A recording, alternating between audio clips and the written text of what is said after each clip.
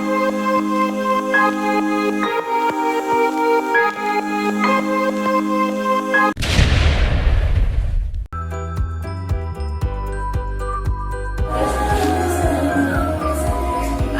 assalamualaikum.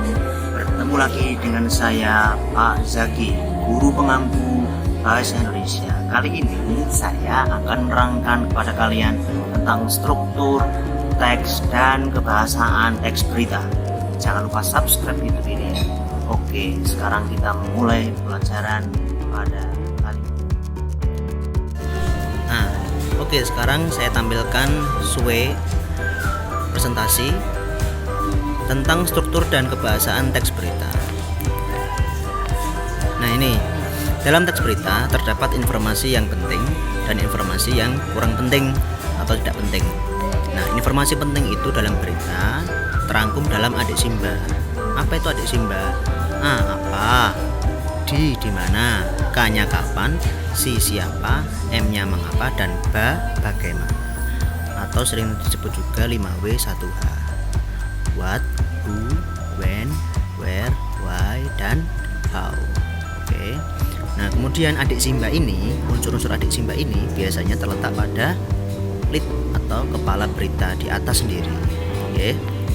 Nah, ini struktur teks berita itu seperti piramida terbalik. Ingat ya, seperti piramida terbalik. Ini contohnya. Nah, ini. Jadi yang paling atas itu kepala berita. Kemudian tubuh berita, yang terakhir sendiri adalah ekor. Jadi informasi penting itu ada di kepala berita, makanya dia paling besar, luasnya paling luas.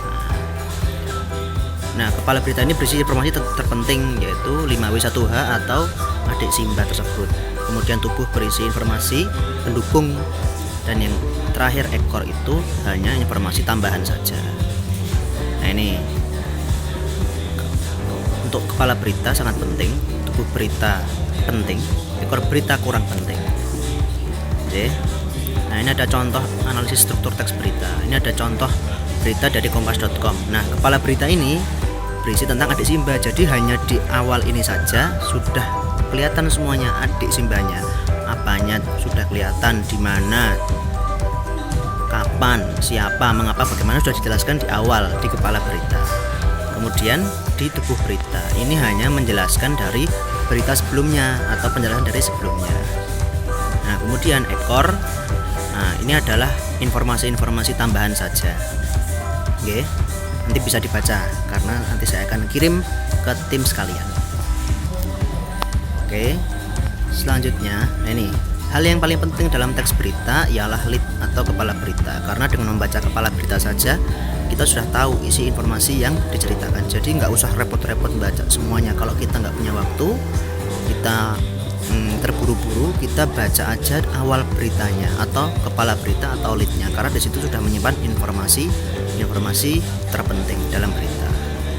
Kemudian kaidah kebahasaan pada teks berita ada 5. Oke. Yang pertama, penggunaan bahasa standar atau bahasa baku. Jadi bahasa standar itu apa? Bahasa yang dipahami oleh seluruh umat Indonesia. Jadi bukan bahasa alay, bahasa non formal atau bahasa percakapan sehari-hari. Gunanya apa? Biar berita ini dapat dipahami oleh seluruh orang, nggak cuma orang-orang alay saja, atau nggak cuma orang-orang yang tinggal di salah satu daerah saja. Kemudian yang kedua, di dalam teks berita ada penggunaan kalimat langsung dan tidak langsung. Nah, ini yang awal, misal saya bacakan ya, saya akan kembali menuju Solo besok, tutur Supratman. Itu ada kalimat langsung. Nah, penandanya apa? Penandanya ada tanda petik 2 sebelum ucapannya. Nah, kemudian bawahnya itu diganti menjadi kalimat tidak langsung. Supratman menuturkan bahwa dia akan kembali menuju Solo besok. Itu tidak langsung. Oke. Tandanya adalah konjungsi bahwa. Selanjutnya ada penggunaan kata kerja mental. Kata kerja mental itu apa? Kata kerja yang berkaitan dengan mental atau pikiran. Jadi tidak menggunakan fisik. Misalnya berlari gitu kan berarti pakai fisik, berarti dia bukan kata kerja mental. Kata kerja mental itu contohnya apa? Ini ada mikir, menyimpulkan, mengasumsikan. Jadi nggak kelihatan tuh, orang mikir itu nggak kelihatan, nggak ada geraknya gitu, nggak ada kelihatan fisiknya bekerja. Nah, ini ada contohnya.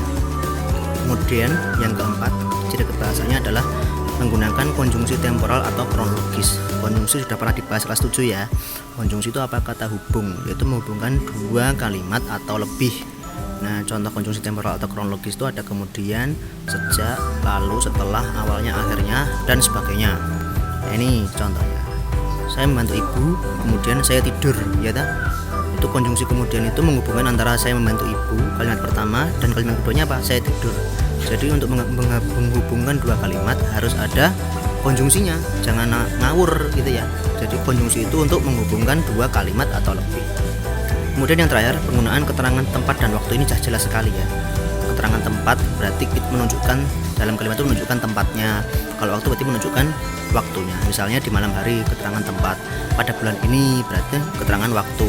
Nah, di dalam berita itu biasanya ada ini 21/7. Maksudnya apa itu? 21 itu berarti tanggal 21. 7-nya adalah bulan ke-7, yaitu bulan apa?